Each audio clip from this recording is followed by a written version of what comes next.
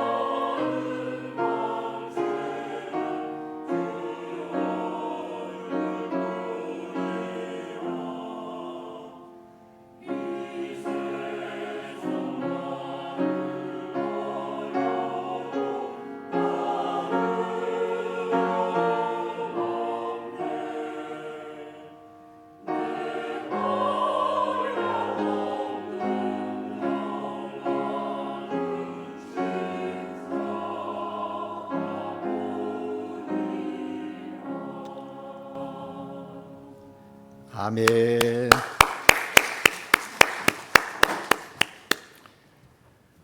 그렇습니다. 우리 그리스도인의 삶의 주제는 예수 그리스도 십자가입니다.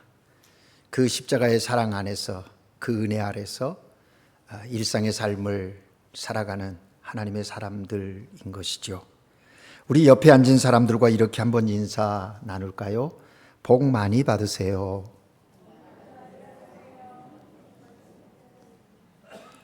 복 받으라고 하니까 얼굴들이 다 밝아지셨어요. 한 가지 더 인사할까요? 오늘도 행복하세요. 여러분, 인사 중에 좋은 인사는 축복의 인사입니다. 듣기도 좋고 들으면 기분이 좋고 또 복 많이 받으라고 말하는 사람도 기분이 참 좋습니다. 복 받으라고 하면서 얼굴 찡그리는 사람 있나요? 복 받으라고 하면서 화내면서 복 받으라니까 하고 분노하는 사람 있나요? 늘 이 축복의 인사를 할 때는 마음 깊은 데서부터 즐겁고 기쁘고 행복합니다. 그래서 현지인들은 보면 늘 그냥 벤디시오네스, 벤디시온 하고 축복하는 일을 쉬지 않아요. 여러분, 정말 이 복 많이 받으라 하는 이 말, 여러분 어떻게 이해하고 어떻게 해석합니까? 오늘 하나님께 예배드리는 여러분 모두에게 성령 하나님이 주시는 은혜와 평강의 복이 넘치기를 주의 이름으로 축복합니다. 지나가는 사람들을 붙잡고 복 많이 받으시겠습니까? 라고 묻는다면 세상에서 가장 어리석은 질문이 아닐까요?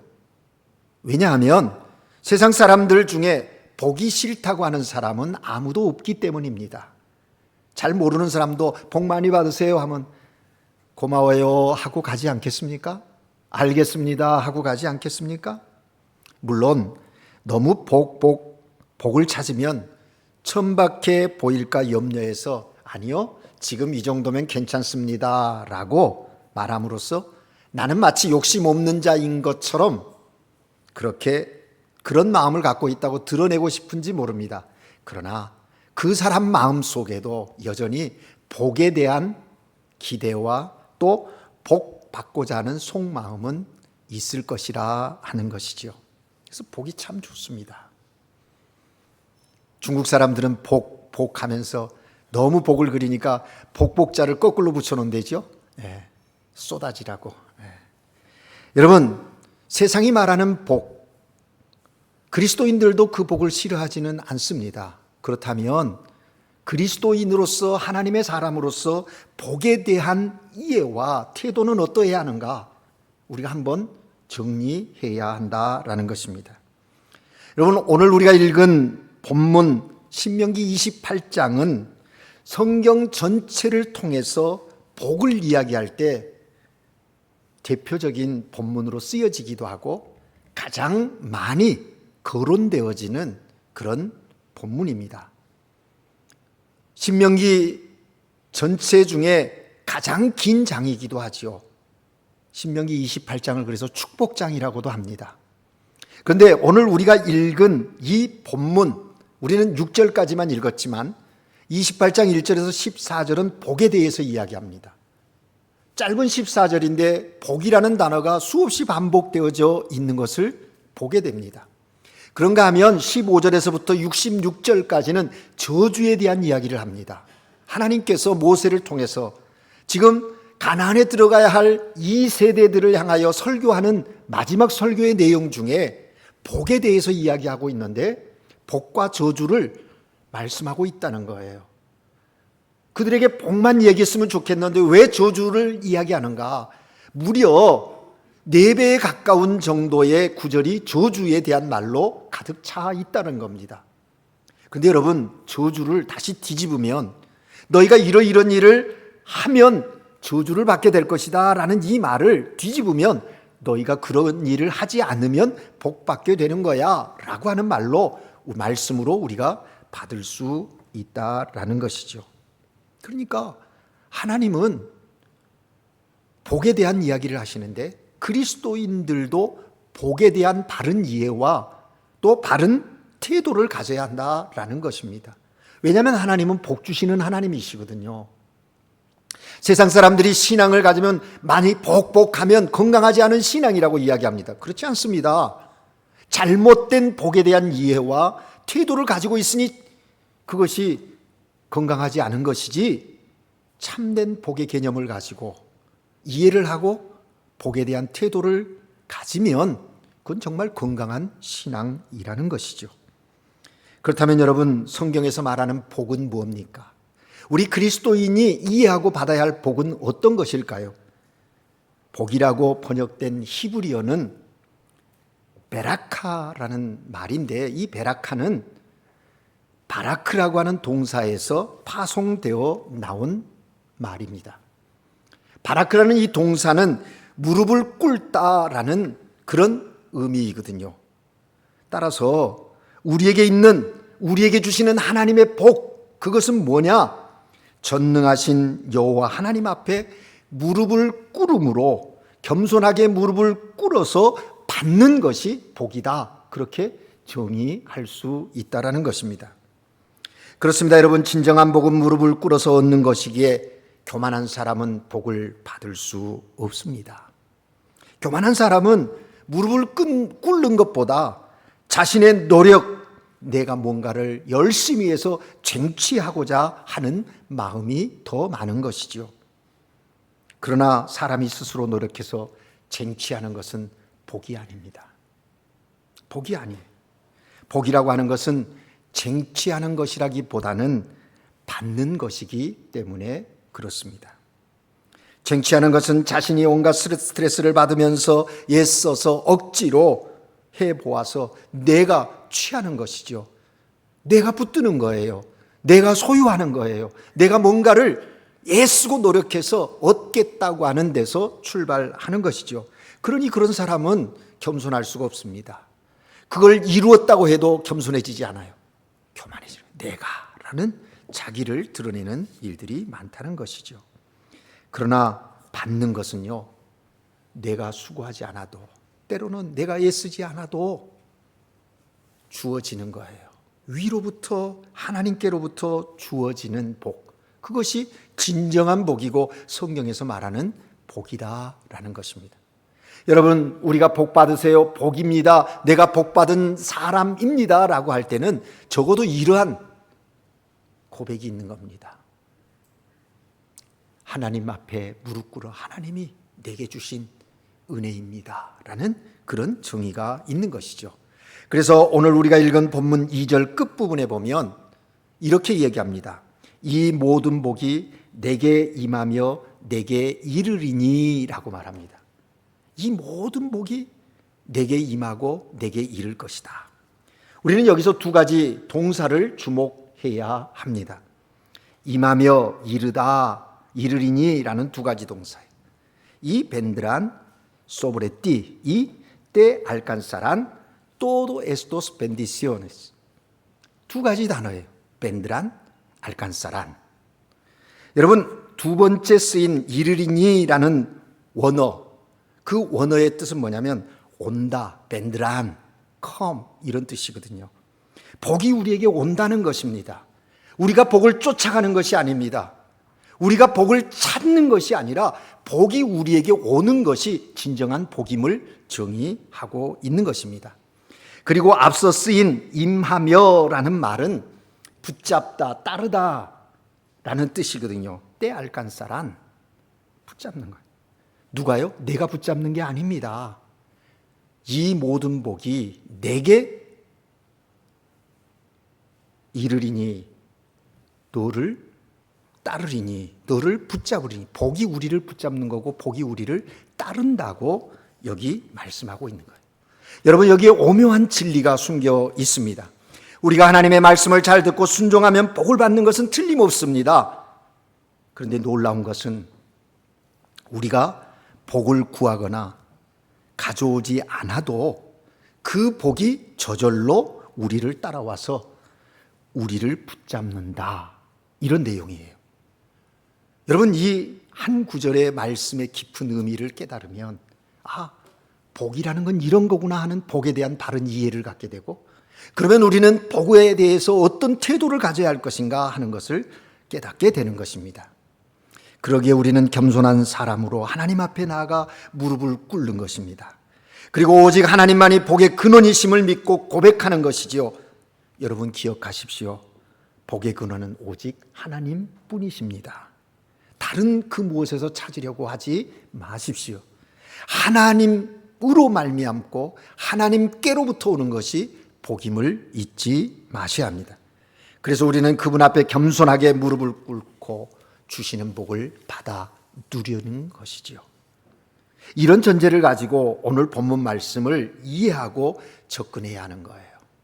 신명기 28장을 이런 전제를 가지고 이 28장을 읽어 나가야지 이런 전제가 없이 그냥 표면적으로 이런 복이 너희에게 있을 것이다 라고 하는 데만 우리의 마음이 초점이 맞춰진다면 지금 하나님께서 모세를 통해서 말씀하시는 것에 대한 참된 의미를 깨닫지 못하는 것이죠. 흔히 사람들은 나는 복이 참 지지리도 없어 라고 말합니다. 우리가 좀 솔직하게 말해야 되지 않겠습니까? 그렇게 말할 것이 아니라 복이 지지리도 없는 게 아니라 복 받을 짓을 지지리도 안 하는 것이 우리의 문제입니다. 복 받을 짓을 지지리도 안 하는 게 우리의 문제라는. 복은 하나님이 주시는 것이 틀림이 없는데 그렇다면 우리가 하나님께 복 받는 그 삶의 자세는 어떠해야 하는가? 거기에 우리가 초점을 맞춰야 되는 거거든요. 오늘 우리가 읽은 본문 1절은 하나님이 주시는 복에 대한 대전제이지요. 우리 다시 한번 읽어볼까요? 같이 읽습니다. 1절 시작. 내가 내 하나님 여호와의 말씀을 삼가 듣고 내가 오늘 내게 명령하는 그 모든 명령을 지켜 행하면 내 하나님 여호와께서 너를 세계 모든 민족 위에 뛰어나게 하실 것이라. 아멘. 복은 하나님이 주시는 건데 그렇다면 우리가 하나님께 복 받기 위해 어떤 자세를 가져야 하는가? 첫 번째는 여호와의 말씀을 삼가 듣는 것이다 말합니다. 여기 삼가 듣고라는 말은요, 경청한다 그런 뜻이거든요. 히브리어 샤마라고 하는 말은 직역하면 듣고 또 듣는다는 얘기예요. 다시 말해서 하나님의 말씀을 한번 그냥 듣고 흘려버리는 것이 아니라 듣고 또 듣는 것이다. 귀 기울여 듣는 것을 이야기하는 것입니다. 대충 듣는 것이 아닙니다. 흘려 듣는 것이 아니라 집중하여 듣는 것이에요. 그래서 영어 성경 킹 제임스 버전에서는 성실하게 들었는다 그렇게 번역했고요.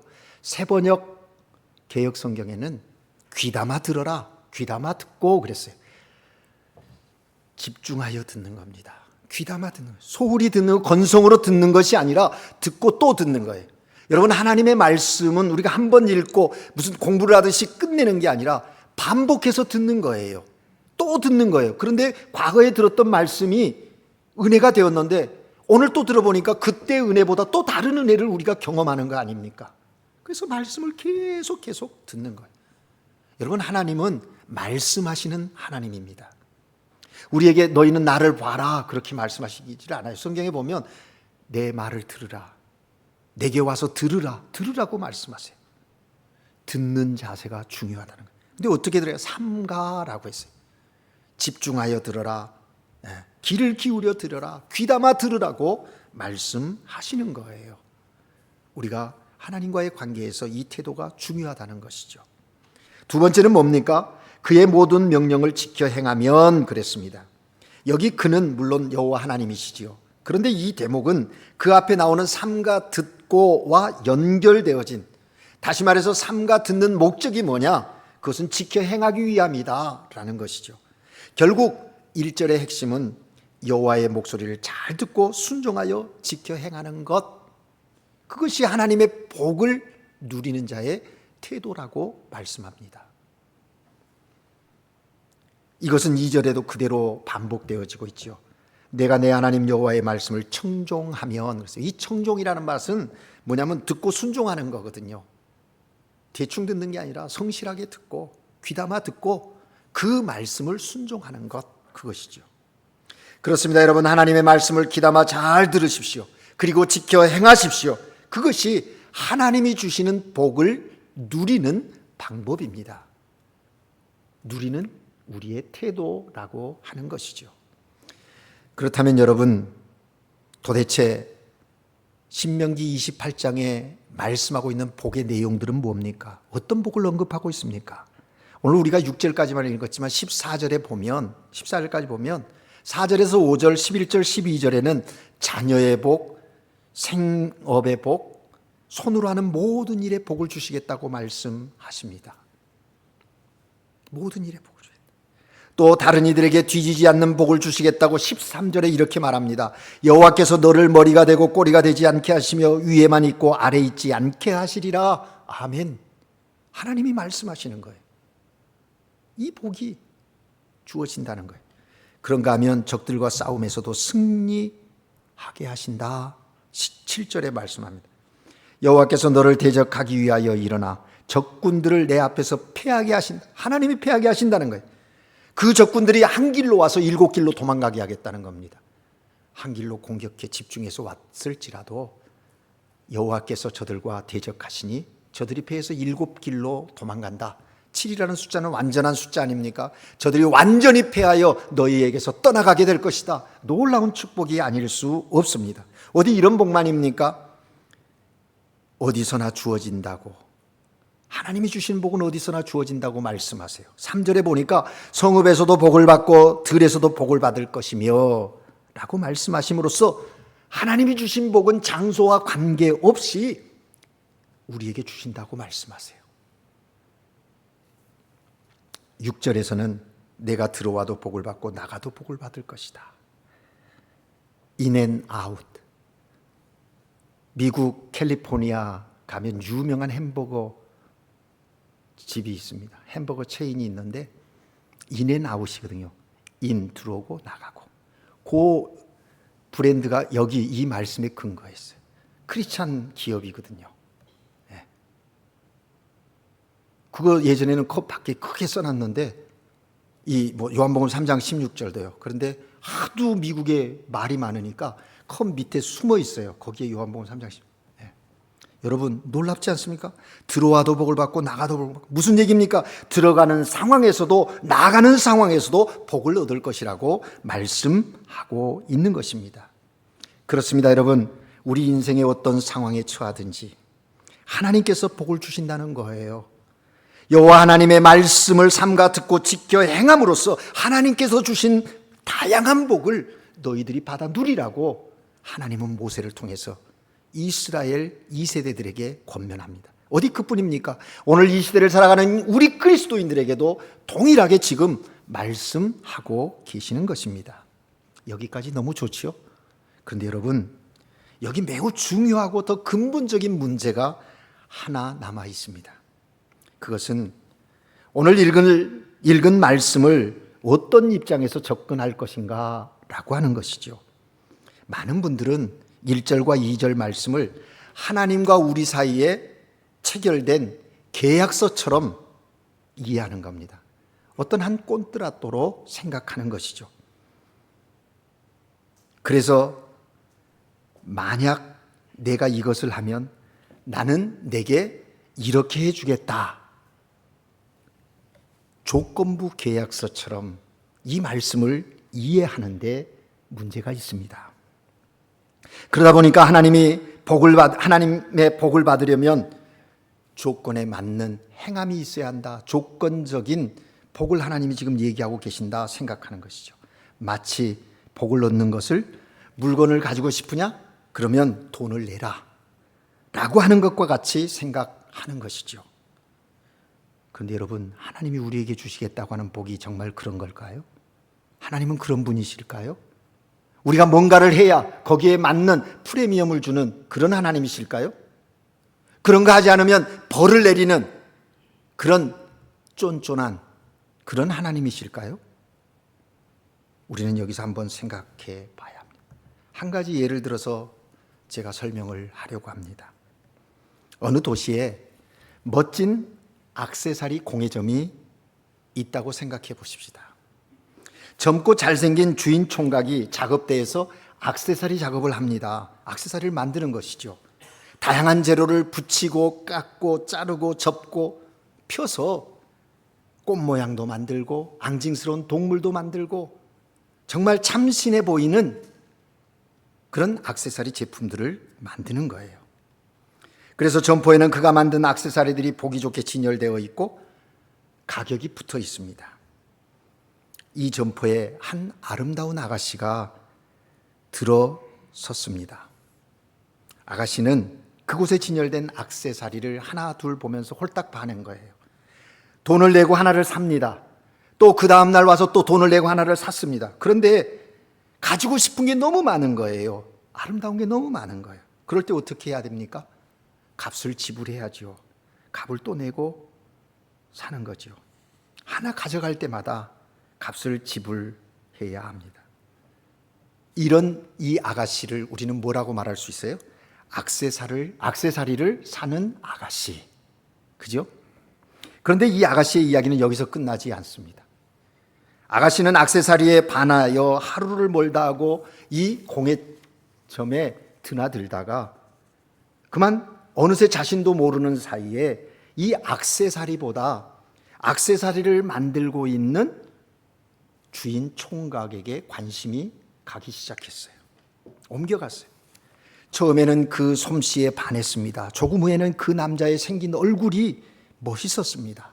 조금 후에는 그 남자의 따뜻함, 성실함, 멋진 태도에 반한 거예요.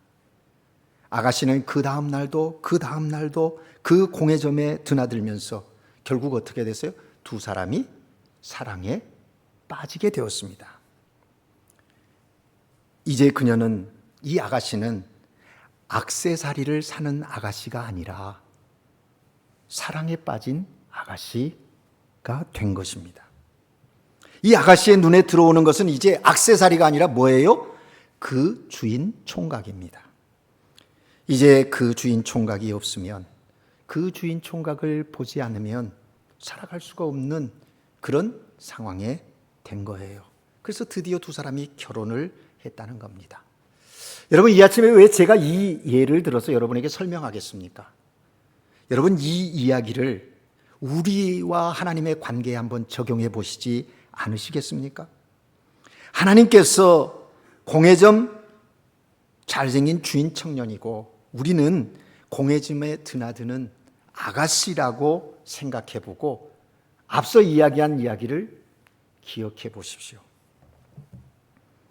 여기서 우리가 하나님을 믿는 관계의 방식이 두 가지임을 발견하게 되는 것이죠. 두 가지가 존재하는 거예요. 하나는 액세서리를 사는 아가씨처럼 믿는 방식이고 다른 하나는 사랑에 빠져 결혼하는 아가씨처럼 믿는 방식입니다.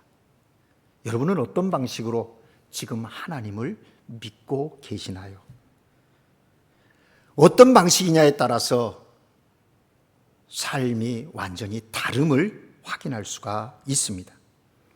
이 두 방식은 우리의 신앙과 삶의 결정적인 차이를 가져온다는 것을 발견하는 것이죠. 그것이 뭐냐?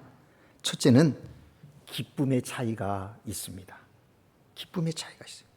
여러분, 만약 액세서리를 사는 아가씨의 입장, 그 방식의 믿음을 갖고 있다고 생각해서 보십시오. 어느 날 점포 주인 총각이 아가씨에게 제가 바빠서 그런데 늘 자주 오신 고객이니 좀 부탁해도 될까요? 좀 도와주세요 라고 하면 아가씨는 뭐라고 말할까요? 내가 왜 그래야 합니까? 난 돈 내고 물건을 사는 것뿐인데.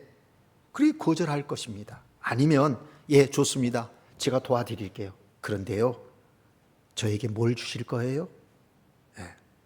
액세서리 하나 더 주실 거예요? 라고 말하겠죠. 그 아가씨는 주인 총각에게 관심이 없습니다. 오로지 액세서리에 관심이 있는 것이죠. 그렇습니다. 여러분, 액세서리 사는 아가씨처럼 신앙생활을 하는 사람들, 오늘 우리 가운데 있는 것이죠. 마치 하나님을 복파는 점포 주인처럼 그 정도로만 생각하고 복을 얻기 위해서 교회에 와서 적당히 복채를 내듯 봉사하고 섬기고 헌금하고 그렇게 교회를 다닙니다. 별로 원하지도 않으면서 하나님의 말씀 하나를 지키면 하나님 내게 복 주셔야지요 라고 하면서 하나님께서 내게 복을 주실 거라고 생각하면서 억지로 그 일도 하고 그렇게 살아가는 거예요. 그들이 갖는 기쁨. 여러분, 이런 사람은 어쩌다 인생이 꼬이고 하나님께서 뭔가를 그에게 다른 계기로 불행을 겪게 하면 뭐라고 말합니까? 하나님을 향하여 원망하고 불평하는 거예요. 예를 들어 이런 겁니다. 교통사고가 나면 지난 주일 예배를 빼먹었기 때문이라고 하는 거예요. 그래서 그 다음부터는 열심히 예배 빠지지 않으려고 하는 거예요. 노력하죠. 이렇게 되면 그가 드리는 예배는 뭐예요? 자기 목적을 이루기 위한 하나의 방편일 뿐인 거예요. 방편일 뿐인 거예요. 그러니 그 예배의 참 기쁨을 경험하지 못하는 거죠. 그래서 하나님의 말씀을 듣고 지킬 때 기쁨이 없고 불안하기 시작하죠. 이런 사람을 우리가 흔히 일컬어서 율법주의 신앙이라고 얘기합니다. 흔히 말하는 기복신앙인 거예요. 기복신앙. 예. 그러나 사랑하여 결혼하는 아가씨처럼 믿으면 하나님의 말씀을 지키는 것이 조금도 힘들지 않는 거예요. 무엇을 얻기 위해서 계산적으로 하는 것이 아니라 사랑하기 때문에 그분의 말씀을 지키는 거예요. 도와달라면 아무 조건이 없습니다. 예. 주인 총각이 자기를 사랑하고 나도 그 총각을 사랑하기에. 여러분 그렇습니다. 우리가 주의 몸된 교회와 우리의 일상의 삶 속에서 우리가 그리스도인으로서 크리스찬으로서 행하는 모든 일의 근거의 뿌리가 여기에 있어야 한다는 것이죠. 하나님 사랑 때문에. 그러면 그가 부탁하는 것에 조건이 없습니다. 그저 사랑하기 때문에 하는 거예요. 사랑하는 이가 웃는다면 얼마든지 힘든 일도 할 수 있다고 생각하는 것이죠. 그 아가씨는 섬기고 봉사하면서 즐겁고 기쁘게 웃으면서 그 일을 할 것입니다. 차원이 다른 거지요. 여러분이 주님의 몸된 교회 안에서 어떤 일들을 할 때 어떤 기쁨이 있습니까?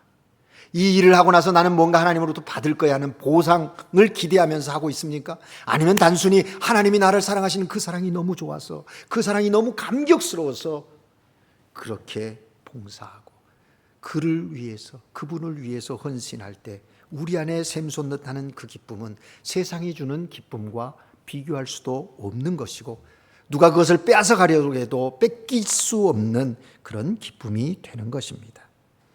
그렇습니다. 우리는 하나님의 영적인 아내가 되어야 합니다. 사랑하기 때문에 예배하고, 사랑하기 때문에 봉사하고 섬기는 것입니다. 사랑하기 때문에 헌금하고 우리의 삶을 하나님께 드리는 것이지요. 그럴 때 느끼는 기쁨, 그것은 차원이 다르다라는 것이죠. 두 번째로는 복보다 하나님의 사랑을 추구하게 된다는 거예요. 여러분, 사랑이 깊어지면 놀라운 변화가 생깁니다. 처음에는 액세서리 때문에 주인 총각에게 관심을 가졌던 아가씨, 그러나 사랑하게 되고 결혼하여 살게 되면서 달라졌지 않습니까? 이젠 액세서리 때문에 사는 게 아니라 남편이 좋아서 사는 거예요. 액세서리가 목적이 아니라 남편이 목적이에요. 사랑하는 사람이 목적이 되었다라는 것입니다. 그렇습니다. 여러분, 우리의 신앙은 액세서리를 사는 아가씨에서 사랑하여 결혼하는 아가씨로 성장해야 하는 것입니다.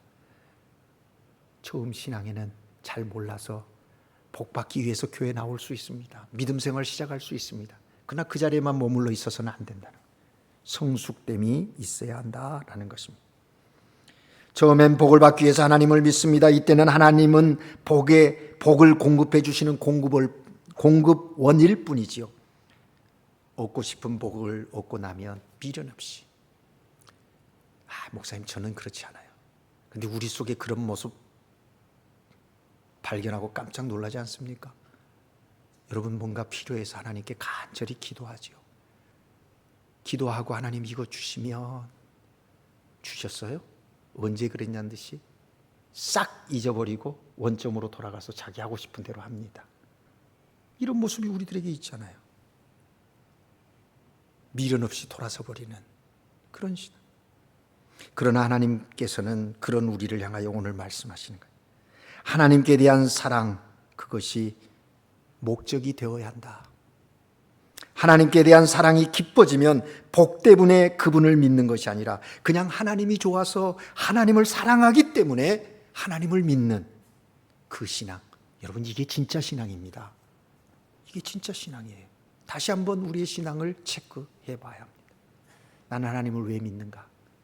하나님 외에 무엇인가를 얻기 위해서, 찾기 위해서, 붙잡기 위해서 쫓고 있다면 돌이켜야 한다라는 것이죠. 여러분, 하나님은 오늘 말씀을 통해서 우리에게 복을 얻기 위하여 하나님을 찾는 미숙한 차원의 신앙의 단계에서 벗어나서 복과 상관없이 하나님됨을 믿고 하나님의 그 사랑, 그것이 원인이 되고 목적이 되어서 사랑하는 삶을 사는 성숙한 차원의 신앙의 단계로 나아가기를 원하는 것이죠. 복 때문에 하나님께 오는 게 아니라 하나님을 사랑하여 하나님께 오라고 말씀하십니다. 그러면 우리가 앞서 얘기한 대로 복이 우리에게 오고 복이 우리의 삶을 붙잡는 거예요. 따르는 거예요. 그래서 우리는 그 복을 누리게 되는 거예요. 누리게 된다라는 것입니다. 그렇습니다. 여러분, 우리에게 있어서 복이란 결코 목적이 아닙니다. 목적은 하나님이십니다. 복에 그것에 우리의 마음이 다 뺏기는 것이 아니라 복은 그 부산물일 뿐이라는 것이죠. 우리는 이걸 잊지 말아야 합니다. 이렇게 될 때 복을 적게 주셔도 감사하고요, 늦게 주셔도 감사하게 되고요, 주신 거 빼앗아가도 불평하고 원망하지 않고 감사하게 되는 거예요. 왜? 우리의 목적이 하나님께 있기 때문에 그래요. 우리의 중심이 하나님께 있기 때문에 그래요. 주신 이도 하나님, 걷어가신 이도 하나님, 늦게 주시는데도 이유가 있고 하나님. 그런데 복에 중점을 두면 내 감정에 따라서, 내 상황에 따라서 불평하고 원망하게 된다는 것이죠. 어디 그뿐입니까? 이쯤 되면요, 복도 못 받으면서 하나님을 왜 믿냐라고 비아냥거리는 우리 주변 사람들에 대해서도 흔들리지 않을 수 있습니다. 사탄이 우리 귀 속에 기는, 야, 너가 그렇게 믿으면, 그렇게 믿는다고 하는데 너 삶에 다른 게 뭐야? 비교해봐 하고 속삭이는 악한 사탄의 유혹에도 흔들리지 않을 수 있고 의연한 그런 신앙을 지킬 수 있는 것입니다. 어떤 상황에서도 하나님만 사랑하는 그런 믿음의 사람, 그래서 그 믿음으로 인해서 주시는 복을 삶의 자리에서 누리는 하나님의 사람들이 되어야 하는 것입니다. 이제 말씀을 정리합니다. 복보다 하나님을 더 사랑하시기 바랍니다. 하나님을 사랑하여 하나님의 말씀을 귀담아 듣고 말씀을 지켜 행하시는 하나님의 사람들 되시기를 바랍니다. 그래서 복보다 하나님을 더 사랑했는데 그 누구보다도 많은 복이 내게 찾아와서 그 복을 누리고 그 복에 붙잡혀서 그 복을 나누어 주는 하나님의 복의 통로들이 되는 믿음의 사람들, 그런 주님의 교회 되기를 주의 이름으로 축복합니다. 기도하겠습니다. 사랑의 하나님 아버지, 어두움이었고 소망이 없었던 우리들에게 예수 그리스도로 말미암아 구원함을 받아 하나님의 자녀 되게 하시고 하늘나라의 소망을 가지며 하나님을 사랑하게 하셨으니 감사합니다. 하나님을 향한 사랑이 변하지 않도록 성령이여 우리의 마음과 생각을 지켜 주시옵소서. 그리하여 하나님의 사랑으로 행하는 모든 일들 속에 하나님의 뜻이, 하나님의 영광이 나타나게 하시고 하나님이 주시어서 누리게 하시는 복들을 아름답게 진실되게 누리는 그리스도인으로 살아가게 하옵소서. 그 누림이 이웃들에게까지 흘러가게 하셔서 복의 근원된 삶을 살아가는 믿음의 자녀들, 주님의 몸된 교회 되게 하시옵소서. 그러기 위해서 늘 주님과의 친밀한 교제 귀담아 들어 지켜 행함이 있는 우리 모두가 되게 하여 주시옵소서. 예수 그리스도 이름으로 기도합니다. 아멘.